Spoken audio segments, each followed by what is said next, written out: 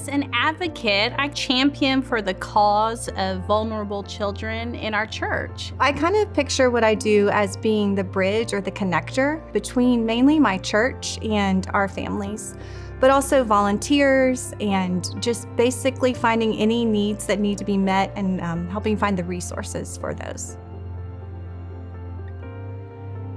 So I think it's allowed us as a church, one, to pray better, to really intercede in prayer for our families, that we would just see God working, that our families would know they are not alone. But it also allows our volunteers to walk alongside them long-term in easy ways.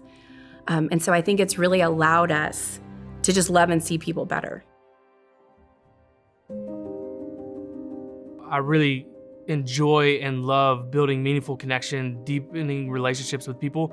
And as an advocate, I'm doing that. Being an advocate, I get a front row seat to what God's doing and watching him show up in small ways, providing a meal for a foster family, or big ways, providing a mattress or funds for an adoption. I love the idea of the fact that we get to sharpen each other and challenge each other. I think it's just pulling out ideas that we might just not even think of that the other one does. I think it's just listening to each other. Yeah. Sometimes we just need a sounding board, Yeah. and that's encouragement enough. So when I started, there were a lot of new things to learn, and I think there's a little bit of our egos that don't like to be new at something and don't like to ask questions. So we've both talked about, I have no idea how to do this, and we just have to ask questions and be a rookie again and be okay with that. I love that we have long-term support that we get. And so that as we have questions and as we're trying to figure out next steps, there's always someone we can call to help us navigate. Prayer is essential, okay?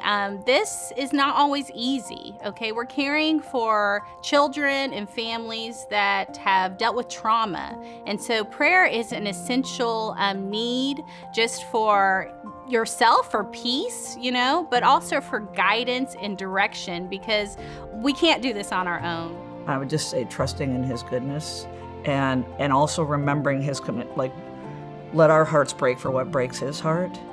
And sometimes families just need to see someone else's heart breaking alongside theirs. When we get to drop off a meal or when we get to provide a gift card and we get to step into the story of a family, even for what may seem small to us, I know that God is using that for so much of a bigger story for his purpose. And so I love that because it takes away any pressure I feel to put on myself that I have to fix something or do something. But I just get to step in and respond to God's call to love people, to be the church, and to just step into broken and not to fix it, but to just trust that God is doing what God does.